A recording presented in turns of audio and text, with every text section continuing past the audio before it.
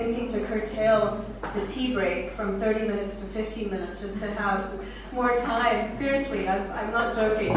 And we also have with us Ms. Chanda Raisinghania from RD School, a very senior Montessorian who will be joining us on the panel. I'm so excited to see you, ma'am. Okay, so very quickly, we have a second session right now, which is right up here. Where is the red? I thought you were putting that up there. Okay. This is on thinking Montessori, and we are creating a conversation about the teacher and the commitment to high-fidelity Montessori education with Mr. Munir Shivji, AMS Executive Director, and Gina Lofquist, Senior Director of Education and Strategic Initiatives. I will just quickly go through, very quickly, Munir, your bio and Gina's as well.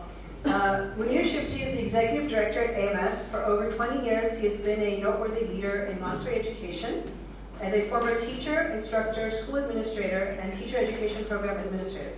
He is an inspirational multi-AMS Montessori credentialed leader who observes, connects, and tells stories that inspire action, while being grounded in business and financial acumen as leaders for AMS's future success. Munir takes the collective voice and vision and makes it a reality through creative strategy development.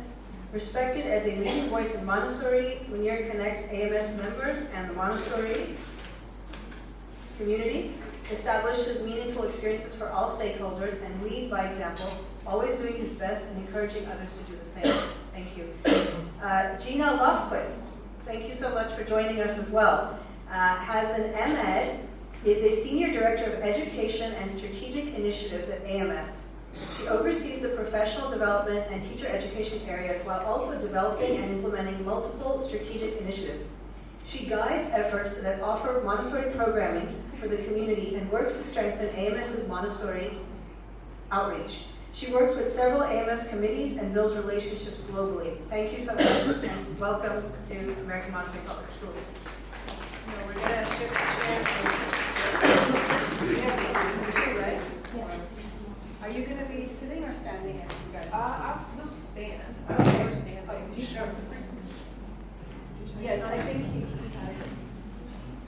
Do you have yours? Yes. Munir Shivji. We're very excited to be here with you. So our conversation is about Montessori education and really diving into the idea of the fact that Montessori is a global pedagogy. It is something that we at AMS are really trying to connect globally with. We're trying to connect people together all the time. And it's one of the things that AMS does so beautifully is to convene people, is to bring people together to talk and to share ideas. Just today, I learned all sorts of things about the Indian culture and Montessori education and the challenges of parents. And what I learned in that is our challenges are often the same. We have to help parents understand why multi-age is so important. We have to help parents understand why it's okay for a child to pour over and over and over again.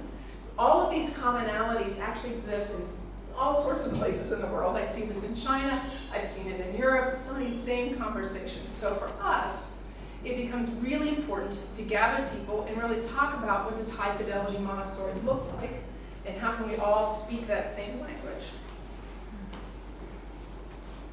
And I'm just going to keep going. So I'm trying to remember what my next slide was. So it's actually here.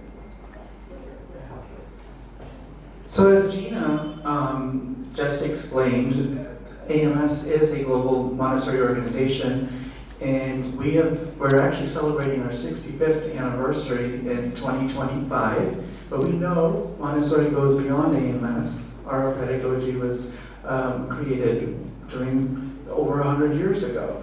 And one of our focus points with this connection is the power of research. And over the last 40 years, AMS has really focused on not just funding and promoting actively Montessori research in our universities and our teacher education programs in the community. It's to really help support our movement, to help also support where we need to grow and where we need to move so that education furthers, Montessori education furthers, and it's a tool that we can use for our families.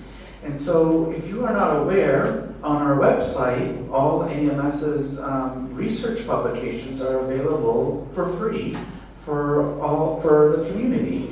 And so those journals are published twice a year. We also have an active AMS Research Facebook group that you can see all the different activities that are going. What was interesting is 2 years ago, there was a major research study done on global Montessori education. And over the past 25 years that I've been involved in Montessori, we've been told this big number. There's 22,000, 24,000, 30,000 Montessori schools globally. And through this intense research study, our researchers were able to determine where are the large pockets of Montessori happening globally, what the actual number is, and then we also know Montessori is in the public domain. And so any school, any institution, any program can say Montessori, and that's fine because it's in the open domain. Through that research, the most Montessori that's happening globally is in the United States, Canada, China, Thailand, Tanzania, and Germany. And when we see that, we also see how are we going to move Montessori further in other parts of the world. But even these major countries that have Montessori growing and have it, the next slide please, there's 15,763 schools in the world. How many schools are in India? Can someone guess? Did you research it? Yeah, No. yeah. 500? I don't have that. So I'm just saying, what's the... I'm saying, have you guys done research? Name 6 countries. How about India? Because India has a lot of schools in Bangalore, Bombay, Yes, Pune, and all those places. it's in that research study, you can see where India falls with the number of schools from that research. I was just pointing out the top. But with 15,763 schools globally, that makes up nothing. In the world of education, next slide, we make up 0.000001% of education globally. And we know that the Montessori pedagogy and experience is so valuable, and we know that the difference that it makes, which is why it's so important for us to continue to invest in research so that we can continue to increase these percentages. Thanks. Gina. So Dr. Montessori said the basis of society is movement with useful aim. Movement with useful aim, which means we're all targeted towards something, right? We're moving in some direction. When she talked about movement, she didn't just talk about it in terms of us physically moving. It was psychically, it was psychologically, it was emotionally. Everything is in movement. And she felt everything in the cosmos, the interconnectedness of all of those things, all of that is in movement. If that's the case, then we have to ask ourselves, how is Montessori education in movement? And how are we helping it to move in a healthy way? Because that's the key to it. Our responsibility as educators and teacher educators, which is a huge responsibility, our responsibility is to help elevate Montessori, to hold on to high fidelity practices. And that's not always easy. There are pressures against Montessori. We have them in the United States, even though we have lots and lots of public Montessori schools where children can come for free. But the reality is we have a government that has this, this curriculum, and we have our Montessori, and we have to find ways to bring that curriculum to our Montessori. We don't take apart our Montessori to go to that. We bring it to what it is that we do. So our work as teachers and educators is to figure out how can we have a common voice for Montessori education and continue to talk. So there are 5 core components of Montessori education. Credentialed Montessori teachers, which we feel very strongly about, that teachers really do need to have specific education. I like to say education and not training. I feel like we are educating people in a way of being as well as a way of teaching children. Multi-age classrooms. This one can kind of get pushed up against because parents don't understand it. The government may have its own restrictions. And yet we know best practice in the success of children to have that 3-year age span, it's been proven that it works. So multi-age classrooms, use of the Montessori materials. They're not just sitting on a shelf, but they're actually being engaged with. Child-directed work. Respecting the child means we're showing them the gift of autonomy, I think. We're allowing in our classroom that is prepared just specifically for them to allow them the success of being autonomous and making choices for themselves. And then uninterrupted work periods. This can be tricky too. We have problems in the United States with, oh my gosh, the kids have to have music, and they've got to have Spanish, and they've got to have, you name it, art and these things. And instead of them being integrated into the classroom, children are often pulled out multiple times a day. So we work to change some of these. So an organization called Montessori Public Policy Initiative is an organization that is an advocacy group that is kind of an arm of AMS that really advocates for practices. It is also paired with AMI. We're all in a collaborative relationship with this. And many others came together and said, these are the essential fundamentals of a Montessori program.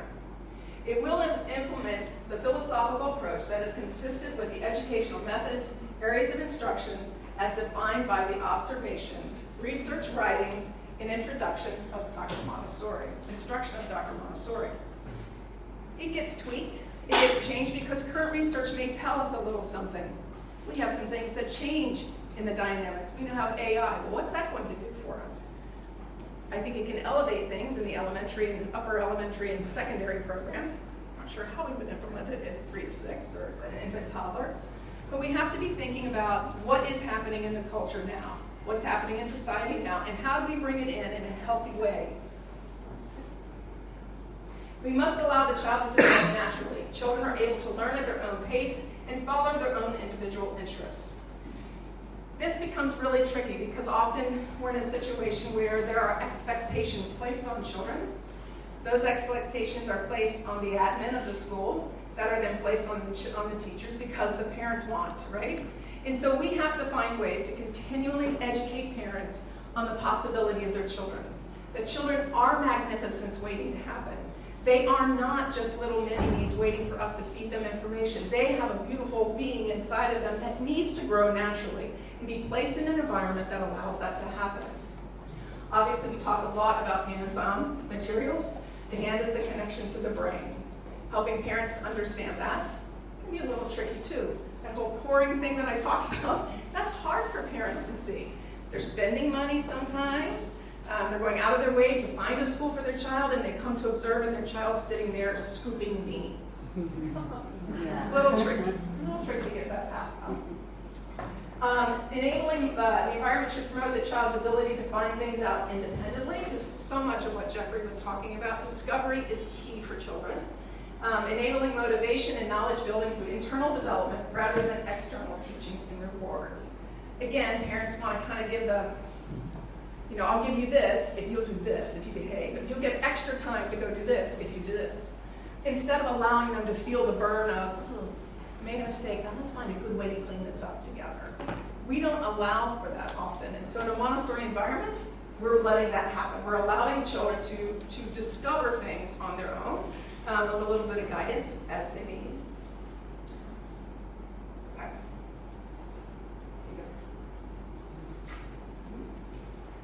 It's critical that all these elements be present in order for Montessori approach to be successfully implemented.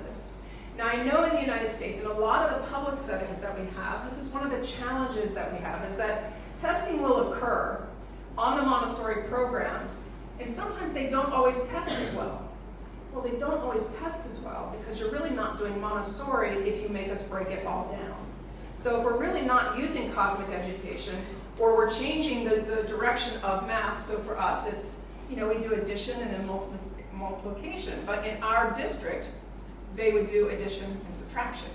So our kids haven't had that yet. So often the testing can be off and might not look as good as it should, but in the long run, when you look at executive functioning and those things, Montessori schools really do help children to grow and thrive. So classroom design, that is a prepared environment. The best way to do that is just sit on the floor and see what you can see. Get at the child's level and understand what needs to be there. How many of you are 3 to 6 teachers? I'm curious. 3 to 6 teachers. Are there elementary teachers in here that would be Montessori? We go hybrid for Right. second grade. So we have mostly now where the teachers come, but they are following Sunday school. Mm-hmm. And then do the That's But the 3 to 6 teachers, raise your hand, all of you, in the back also. Raise your hand, please. I think that this idea of a prepared environment, while it is probably, in many ways, the hardest part of our job because it does require a lot of work, it's also the most creative part of our work. Like you're designing an environment in which children can get in there and be successful in finding things that are going to speak to them because you've observed long enough to understand what each individual child needs. So the room's going to speak to them. So to me, I find that this whole prepared environment idea is it's just a creative way of teaching being with children. A full complement of the Montessori materials. Uninterrupted Montessori daily work periods with 3-hour work periods being ideal. 3 hours is tricky. I mean, a lot of what we see is about 2.5 hours, but a longer extended period of time for children to really engage in the work in the classroom, being able to move from different areas on their own without being directed to too many activities. Instruction characterized by a high degree of freedom, which we have talked about. And a full complement of instruction that primarily takes place in small groups or one-on-one, depending on the age of the children. I knew even those kindergartners or the 5-year-olds like to be in groups at times. But the reality is for you to really understand the child is to be able to work with them one-on-one, be able to give them that individual time, especially at 3 to 6. As you get into the elementary years, they like to be together. They want to work in groups, they work collaboratively, and then that happens again in secondary as well. Having a lead teacher in the class, we mentioned that. One more thing I wanted to share was when you said prepared environment, I feel very strongly about I feel very strongly about the prepared environment. Teacher is a part of prepared environment. Absolutely. And which she should be really ready to observe and understand the development of these children. Yeah, I often, when I was teaching at the university, I often talked about the prepared environment as being the first prepared environment is the teacher. It is the teacher taking the time to work on transformation from the very beginning, which is why teacher education is so critical, why a credential is so important, because they start that idea of transformation of the teacher. It's the start, and then the heads of school then carry that on and help you to continue to grow, and that's critically important. Thank you. And I'm rushing a little bit because we have an activity for you. So the classrooms, here we go, is the multi-age classrooms, which I know can be an issue. There is parental pressure in this one. But we've talked often, we talked this morning at RD school and talked here as well a little bit earlier about the fact that finding ways to encourage parents to think about their own childhood. What was the school experience? I mean, the vast majority of us have not had Montessori. We did not experience Montessori education. Those parents didn't either. Having them take a walk back to their own childhood and ask themselves, did you like what you were doing? Was it comfortable? Were there times that you just wanted to be able to stay with an activity for a really long time and you weren't allowed to? Did you ever find yourself in a situation where the school was teaching, your teacher was teaching you a concept? You didn't know it yet, but they moved on to the next concept. And so you were left without that knowledge and then had to step into the next area without even having the background knowledge to be successful in the next step, and the next step, and the next step. Having parents understand that or go back to that emotion and that experience, I found in my past, has helped them to see, okay, I get it. There's another way of doing this. And then it's, of course, helping them to see the outcomes for their child, being able to, in those parent-teacher conferences, to really talk about the successes their child has had because they haven't been moved on and moved on and moved on. So the ratios becomes difficult just based on government, but we do love to see 30 to 1 possible, or 30 with an assistant in there, or a co-teacher who's also credentialed, which allows for more autonomy as well. Okay. So the beauty of being a Montessori teacher, and this is where I was going to talk about that idea of transformation, is that each day, and any teacher, The beauty is each day you get to walk in and be with children. And that can be hard some days. That can be really hard. You may not be in the mood for it because your own child just had a fit. And now you've got to go be with 30 other kids and be happy.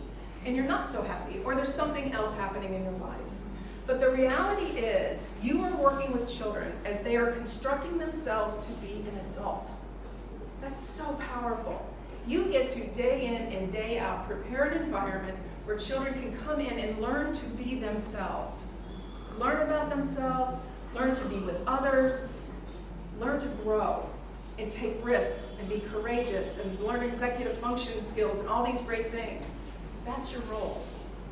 That's an incredibly, incredibly important role, one that society doesn't always recognize. But know that I see you. I see the importance of what it is that you're doing. So what we want you all to do is just to take some time and really reflect on that. For those of you who are Montessori, we would love for you to get together. We have these pieces of paper here.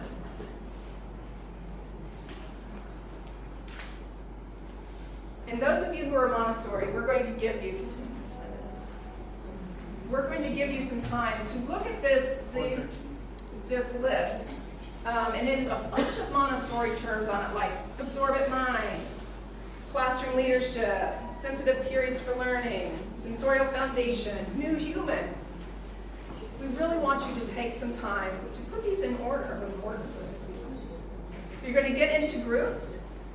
Do you want to give it to Montessori teachers over? We're going to, if they don't have these terms, I was going to do something else with them. So.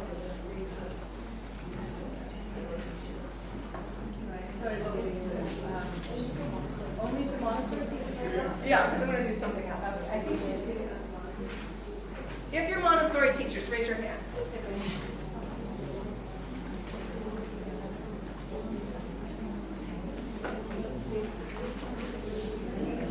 Do you have more? So if you're a Montessori teacher, raise your hand.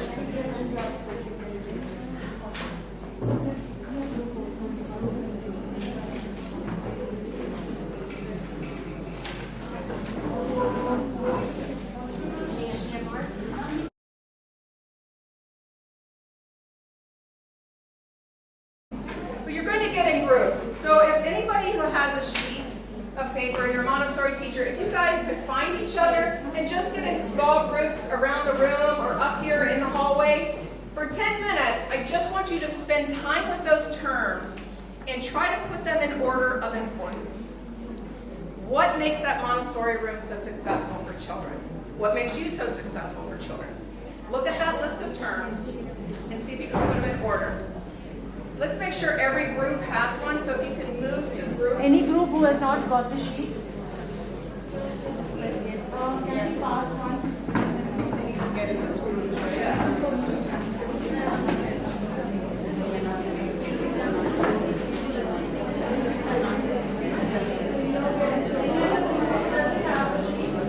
You don't want to dive into that. What I'm going to ask you to do is to take 10 minutes, find some of your friends here, and name the 5 top things required of you to be successful with your students.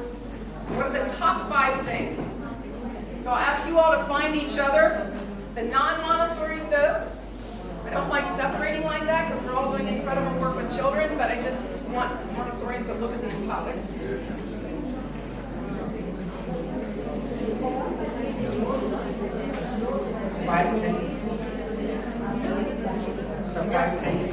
Five things that you have to pull together to be successful with your children.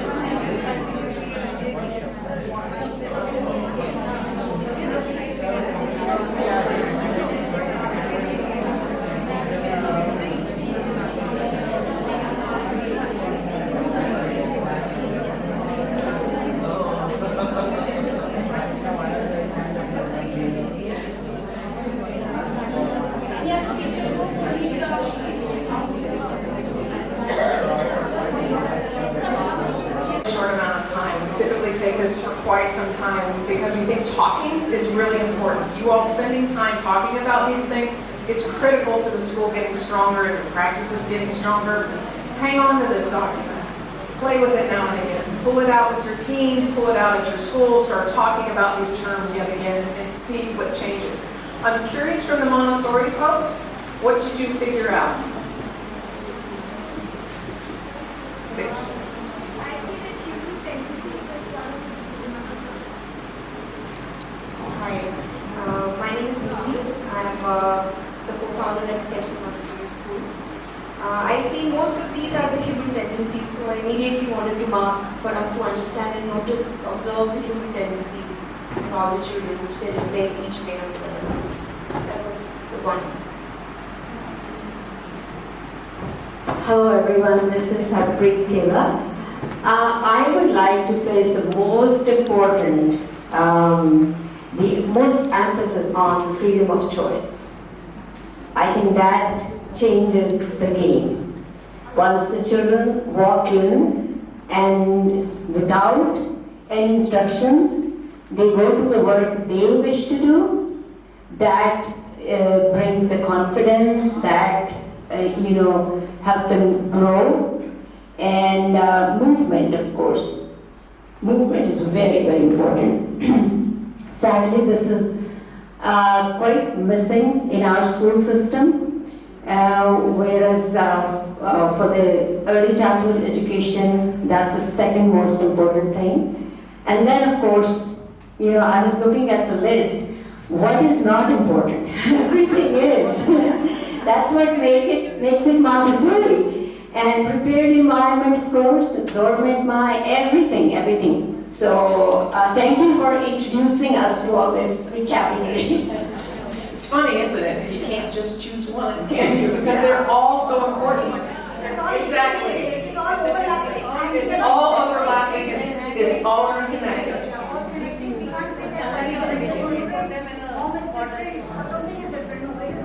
It's all interconnected, and if you pull a piece of this out, what happens? Right, so it's why we have to really, really think about our practices and help our parents understand what high fidelity Montessori is and what it looks like and feels like, right? Giving them experiences in the classroom as well when possible. And even those people who are caregivers of the children who spend a great deal of time with them at home too. So I would encourage that. So yes, the trick is there's really, you can't do that. How do you put the first one? Maybe love is first, I don't know. For those of you who are non-Montessori teachers, I'm curious, please educate me on what are the top 5 things you need to be successful in your classrooms. Good evening, everybody. I'm Sagarika Sengupta. As a teacher, I feel the first thing we need to do early in the morning when we meet, before meeting our children, is to prepare our classroom for our children first. That is the first and foremost. As we get prepared first, then we are most comfortable with our children. And then we should be able to greet them well, and then spend some time when they come to our class socializing with them. Thank you. That sounds familiar, doesn't it? Preparing the environment. Anybody else want to share? Thank you. Now I'm into Montessori, so I can compare. So what I would say is there are a lot of common grounds in the National Board and Montessori. What is different is, what I see is that in Montessori, there is very less of telling the child what to do. Experience, as he just rightly said. So there is a lot of experience in Montessori that children are having, whereas in the national course there is a lot of telling what to do, how to do, and then obviously appreciating their result. Here in Montessori, we are not appreciating, the children are getting proud of themselves. And that's what I tell the parents also when they come and they ask that, do you think we should be worried? Our child is not doing. I said, ask your child. The child is very happy, and so should you be. Thank you. So I used to work at a university, and at that university we had a laboratory school, and often we had districts, very large districts that had more conventional education, come to our school to find out about this Montessori thing. And we did a lot of time converting public schools into Montessori schools. But I love this one gentleman said to me, they came into the elementary classroom, and the kids, as they always are, they just ignore the adults who walk in, and they're engaged in lessons all over the room. I mean, it was Cosmic Ed to whatever, it was just all over the room. And the teacher you couldn't find, right, because the teacher's on the floor somewhere, because you can't find them. And so what he said to me is, later, after sitting there and watching all of this, because I think they thought they were going to come and find some prescription on how to do this. They're going to buy a little kit, and they're going to just suddenly have this thing that we have going on in Montessori. And he said to me very wisely, he said, I get it. You have a different relationship with children. You see them differently, you interact with them differently. We stand in front of them, you stand beside them. So I thought, that is so beautiful. So speaks to what you had said. So we are out of time, and I hate to rush that because I could do this all day long, days long. But we thank you for your time, and I think we are going to tea break, isn't it? So we are going to have a quick tea break. Please be in touch with us at AMS. We want to be in touch with you. We want to learn from you as well. Membership is about being together. It's about being in community for Montessori, and it doesn't mean next door neighbors. It means globally. So thank you. Thank you. Thank you, Ms. Gina. And like Ms. Gina has rightly said, we are going for a quick tea break. So we'll come back in 15 minutes by 4:45. So please rush, get your tea, refresh yourselves, and just come back to the hall. Yes, Thank and you. everybody who is coming from other schools are invited to stay back, please. Thank you.